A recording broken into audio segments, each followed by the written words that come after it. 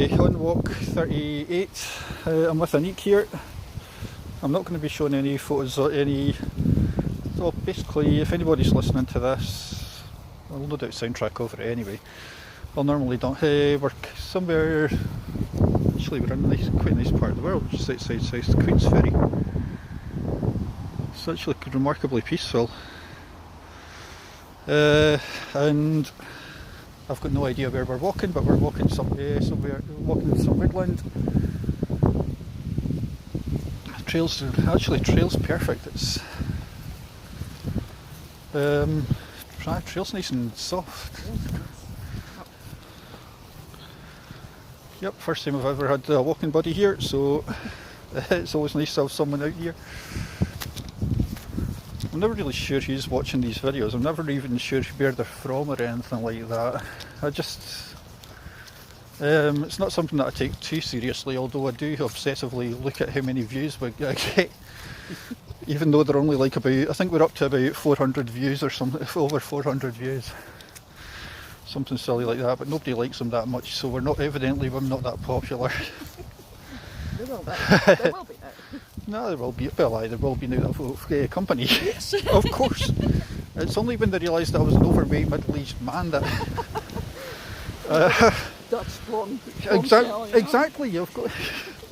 I think the thing that I've said often enough, especially on this, and it's one thing that did crack me up, was I was doing this thing on Twitter and I did the same sort of thing as what we're doing now. And it was funny because here's me walking away, I'm not saying anything, I'm keeping my mouth shut. The name of the thing was Barefoot in the Trail anyway, which is the same as what I'm going by here. And nobody... and yeah, I was getting about 6,500, I was going live, so I naturally had about 6,500 views. So I was thinking, okay, I'm quite popular here. Then I opened my mouth and I realised, and then the next time I went live I had about 2 views. So naturally my ego is not really that bothered in the slightest, but it's quite funny. So that shows you how serious, I mean, to me it's not about the adulation or anything like that. No. It's all about just getting out there and feeling the trail beneath your feet. And it is a simple pleasure. And it's just the little things. And it's also today, on a day like this, where it's actually really nice. It's a complete change from what I'm used to. Yeah, I mean, people must see me walking by towards the start point of my trail and cars, and nobody ever beeps or anything like that. People must think, oh, there's that crazy barefoot guy. And that's fine. I mean, my estate's completely anonymous. If you can imagine, about 300 houses, but nobody actually... No, it's fine.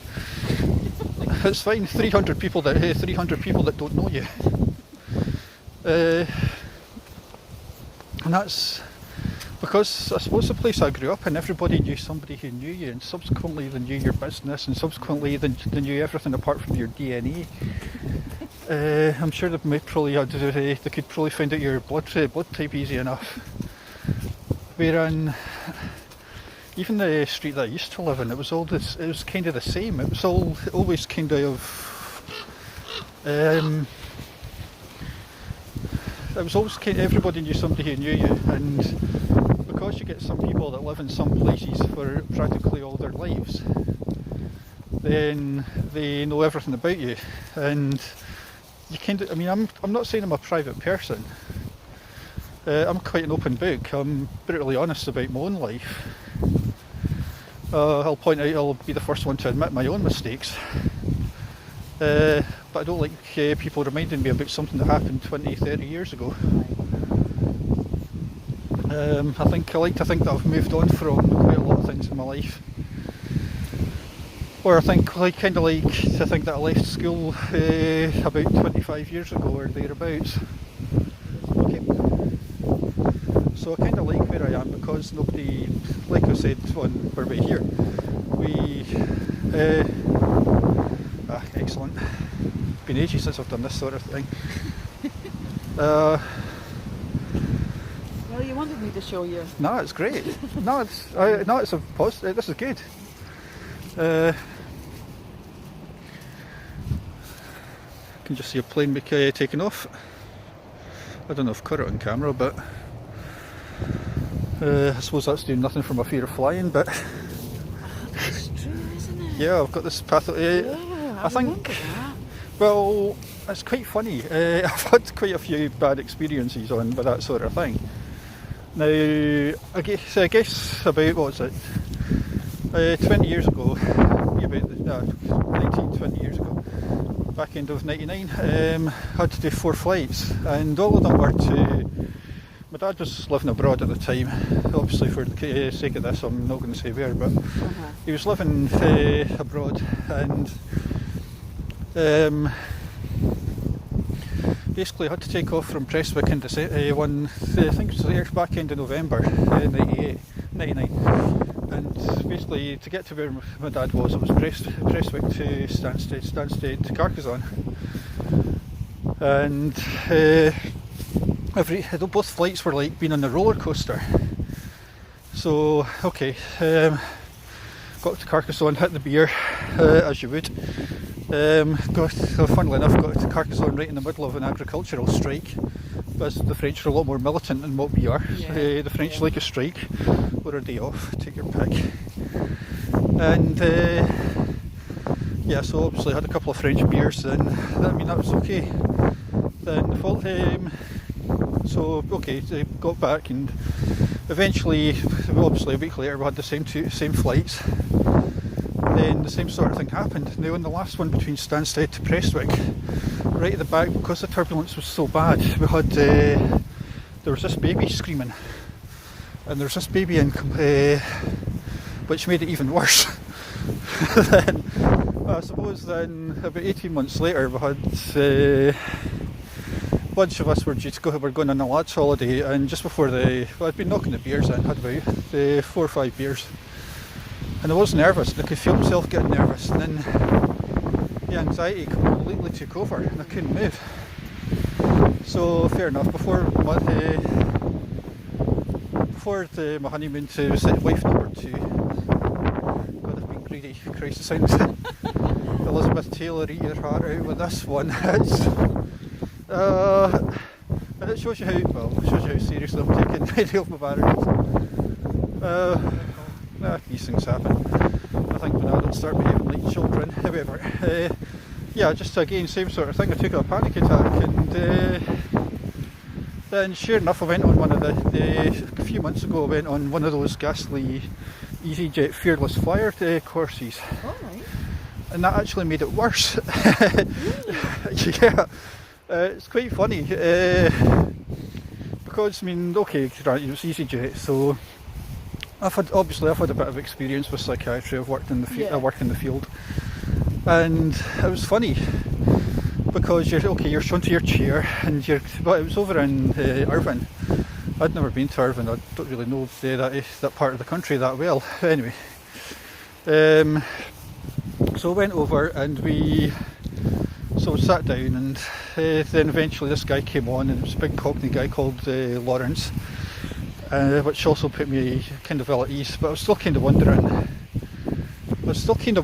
how on earth they were going to cure so many people. I mean, there must have been about 150 people there. Oh, wow. So I was wondering, how are you going to cure people if they've got a serious phobia of flying? How are you going to cure this many people this quickly? So I got talking so the guy came on, and he had a big round of applause from everyone, so you applaud politely. And he was just saying, gave us the initial rundown, and for the first hour and a half, half an hour later, we got this pilot, and the pilot talked us through, and it was interesting. But then nothing that he was saying wasn't anything that you can find on the internet. So that was fine. Okay, fair enough. We had a break and had a coffee and a cookie sort of thing. Then the next after that, got back to my chair. There was an envelope on my chair. So then he started talking me through, he just said, how many people are scared of spiders? So some people did, some people put their hands up, and okay. So the guy came out with this guy from allegedly from London Zoo. We knew that he was from London Zoo because he had a London Zoo t-shirt. It gets worse. And the box in his thing. And Lawrence was like, this guy has a, this is such and such a person from London Zoo. He's, in this box is a tarantula. So half a dozen, all those who are scared of spiders, could you come onto the stage please? So they did. Then now he goes, what I'm going to do is, what I want you to do, or those who are brave enough, I'm not putting any pressure on you, walk over to this box and you're going to touch this tarantula. So little by little, a couple of them did, and fair play to them. So they got halfway across the stage to this guy was obviously at the other end. Then they got to about halfway over, and then out popped, from the top of this box, out popped a puppet. It was like City Out of City and Sweep. And I was like, what the I got what he was doing, and they're trying to show that your fears are ridiculous. But I'm like, this is, I was like, this is fucking, what the fuck is this? What is the real fear? Yeah, well, then he was asked us, then just after that, he asked us to open our envelopes. Then, so we did, and then he said, instead of taking the flight tomorrow, you're taking it right now. Then they've had a camera, and this bus was, it showed us on this camera, and this bus was allegedly coming right to pick us up there and then. So this time I could feel the sweat pouring down my back. I was like, so then eventually said, okay, how many of you are scared on a scale of 5 out of 10? Then some people did. Then some people said, what about 6? What about 6 to 7? Then eventually I raised my hand when it was between 9 and 10, and I could feel the sweat pouring down my face, and it was hot in that room anyway, which made it worse. Yeah. Then a couple of minutes later said, okay, but then he offered no support was offered to anybody who said 9 to 10. So then he goes, actually it's all a hoax, you're taking it tomorrow. So then, then so he showed you a whole bunch of, so they were showing us all these techniques, and some of them were, I think what ended it for me is one of the first techniques I showed was trying to make a mockery out of your fear. So it was like something like Harry Potter 3. It was like the boggart scene in Harry Potter 3, and I was like, oh for fuck's sake, you're paying about 200 quid a head for this. I mean, I could see how, I don't know if the guy was taking it seriously, but, well, the guy obviously was, because he was getting paid a lot of money to do it. That's right, I was hired then to that way. Then he was showing the tapping techniques and so on, and I walked, about an hour later I walked out and I was totally shaken up, and I couldn't eat it because the flight was due to be, we were due to do the flight the following day. Yeah. And all the time, I mean, I couldn't, well, I never can eat before things like that, so I'd lost my appetite, and eventually I was with my second wife, and we went to bed about 10. I woke up about 2. I found her playing solitaire on her phone, and eventually I just got thinking, nothing's worth this, it's not even worth the fear. So I never went to the flight. It's not the fact that I don't think I could have done it, I probably could have done it, but I think if I'd pushed myself, I more than likely could have done it. If I'd been on my own, I didn't like the techniques that they were showing, because the whole thing just seemed like a bit of a farce to me. And it seemed, well, the bit that struck me, another plane just taking off over there, but the thing that kind of got me is, I mean, the whole thing just seems,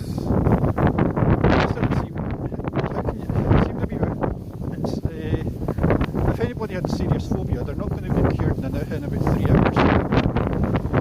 So the previous summer I just got talking to a therapist, and I'd been to see a GP a couple of times as well about my fear of flying, and they don't give you diazepam these days.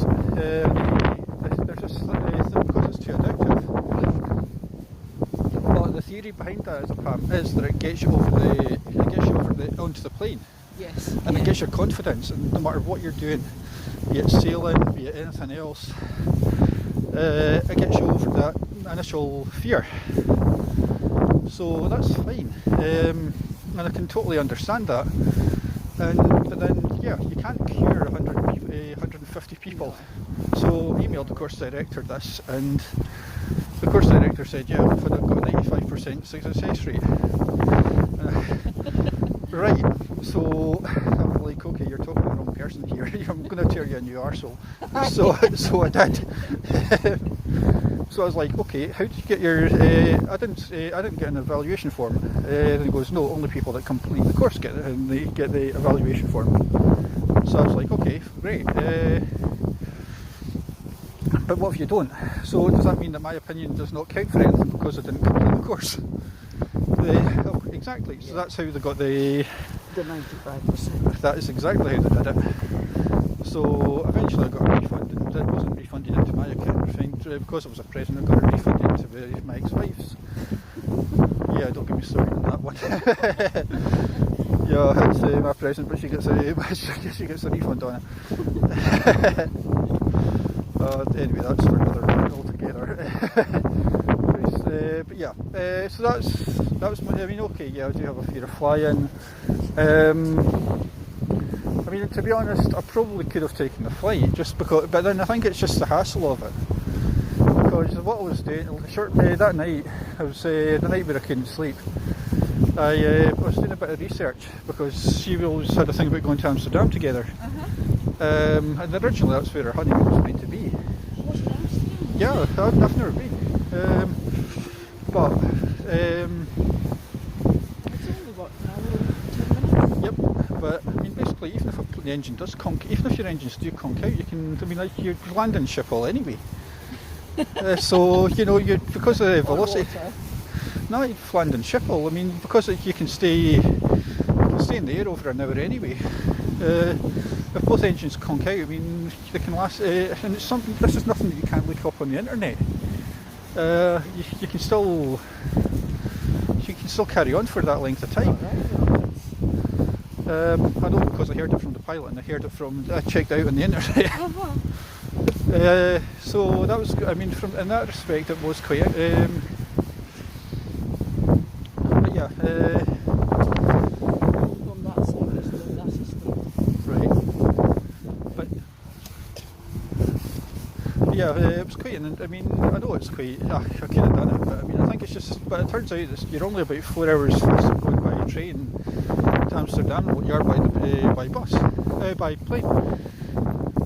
So, because if I was to set off at 6 o'clock in the morning, or if I was to catch the train at 7, I would be there by about 5 o'clock in the evening. Oh, that's not too. So by the time you from where I live, you travel to Ingolston. You hang about for a couple of hours. Because you're always there. You've got the chair check-in and so on, and by the time. So realistically, you're only going to be about 4 hours slower by train. So. Well, if I take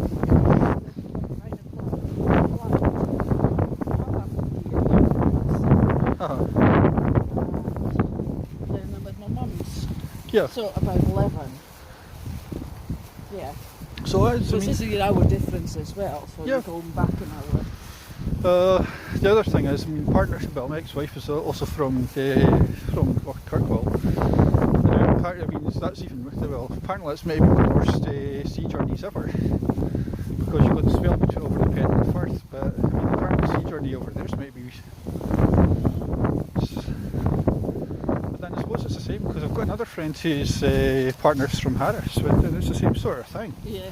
I mean, round about the Western Isles and the northern parts of the country.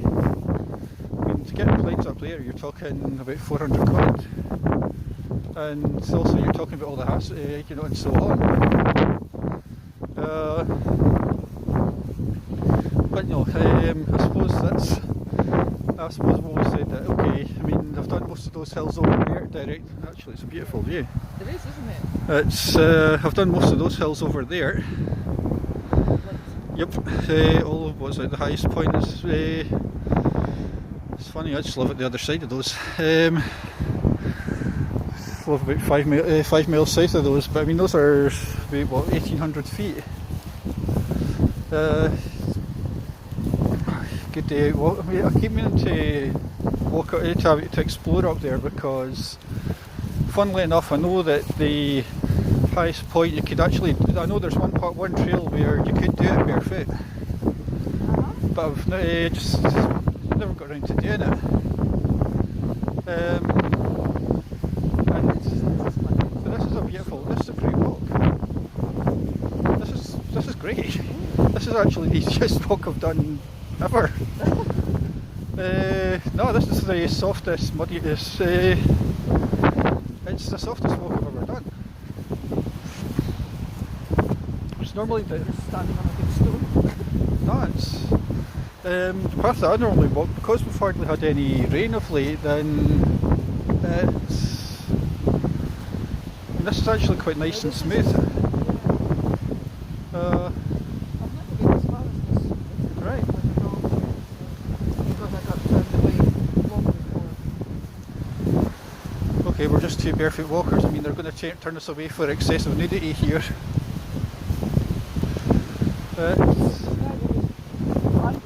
Oh Christ, the worst. Towards me, and but you're not going to slow down. Take- He did, and then I was told Oh. no uncertain times. What are the dogs going to do?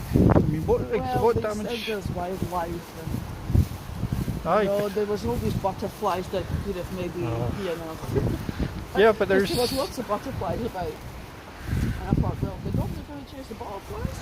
think the wildlife was driving the Land Rover. Yeah. And they're not going to jump over the wall. No. So like that's like corn or whatever on that side. There's no sheep or anything. Sounds like the guy was having a slow day and just wanted to piss someone off. Yeah. And it's like I'm a female walker. Yeah. One male. Aye. But I don't get it. At the end of the day, you can okay, Grant. There's got to be more than yourself that goes walking down here. So no, it's. Yeah. Uh, Maybe it's just got a deal in the corner about walking something. It's weird what some people get pissed off about. But then at the end of the day, are you doing any harm? There's got to, I mean, it's all, the trail, you can guarantee that people, I mean, we have seen evidence the dog's been here. So, no, we've seen evidence the horses been down here. So, I mean, what's it going to do? Start criticising horses, or? Well, yeah. So, no, I don't get that. Saying that during the height of summer, this must have been something. Just a couple of weeks, well, even last week, this must have been something else been down here. As you can see, just over all that. Sorry, as ever, I'm always being careful not to take pictures of any of himself or me here, but I think it's again, looking at some other people's videos, you'll never see people. I'm not a believer in showing other people's faces, but you can hear their voices, but that's fine. And above all else, I mean, Stay anonymous.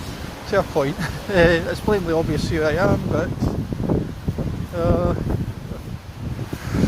again, it's you keep it kind of professional. Still got to keep it kind of.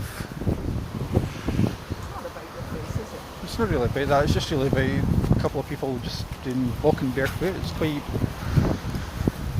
I suppose this time it's a different route and it's a different. And it's quite funny how you look at some of these videos and there's quite a few people doing the same sort of thing, or people who have done the same sort of thing. There should be. I'm sure you would think there should be lots more people in, Not like s- around us. No, Is there not? no. I think when I put it on Facebook, I think there's about three people that have shown any interest.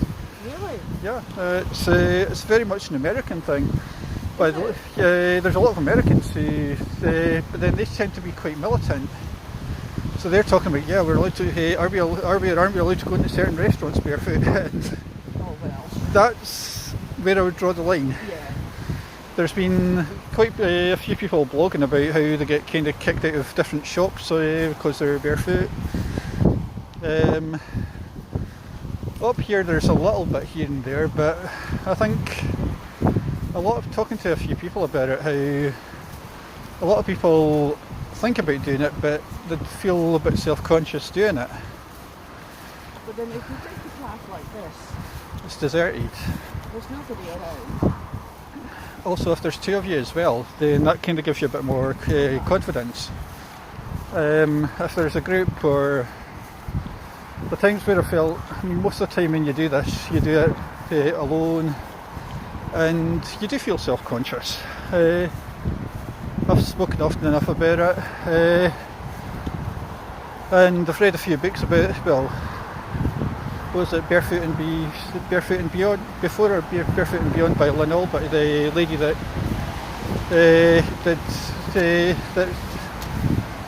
she ran the length of Wales. Yes, yeah, I've seen that. Yeah. I mean, personally, I could never run that far anyway.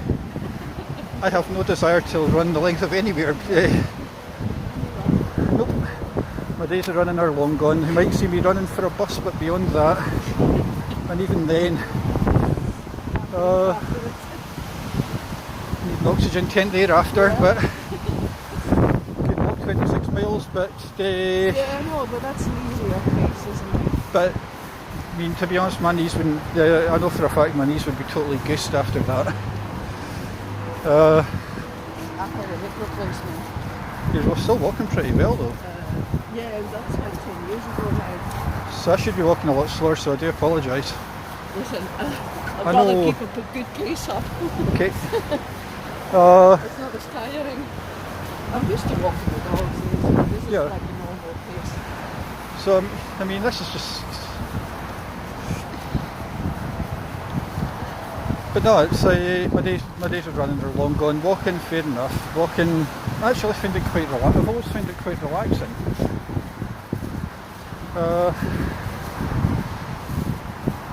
But it's also you kind of. I mean, if you're running, then you're kind of focusing on your breathing. Yeah. So you're not really focusing on. You're not really looking at the world around you. No. Um, I don't know how to done it. Did it when I played football. When I played football, I had to go to the gym, and I had to. I never quite did my 6-minute mile, but I came close to it. But that was in my 20s, and that's when I was fit. So also when I was working Monday to Friday and drinking about 15 pints a the week on the Saturday, somehow getting up and playing football the next day. Badly, but still playing. But yeah, that's what you do in your 20s. You sober up in your, well, I sobered up in my mid-20s when I went to uni, and I guess it was that great contradiction where I was a mature student. Yeah. Being a mature student was quite a big thing at that time, because we had a couple of £1,000 worth of difference to your bursary. Yes. Um, Sorry, I all of a sudden realised where this half income. Right. So now. You can walk, if you want to walk any further, just under the bridge, Yep. and then to the left. Okay. If I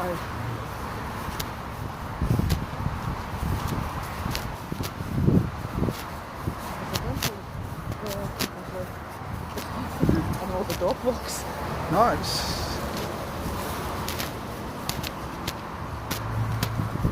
It's good though. It's just.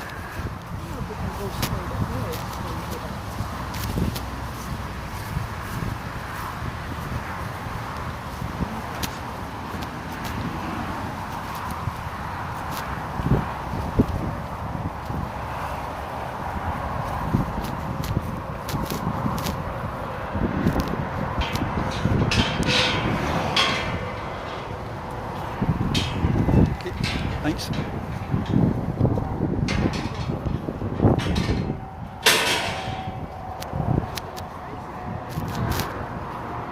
Good. Let's do it.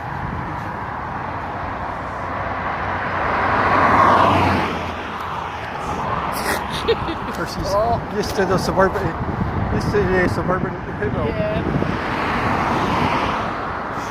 oh shit! Oh, small coffee.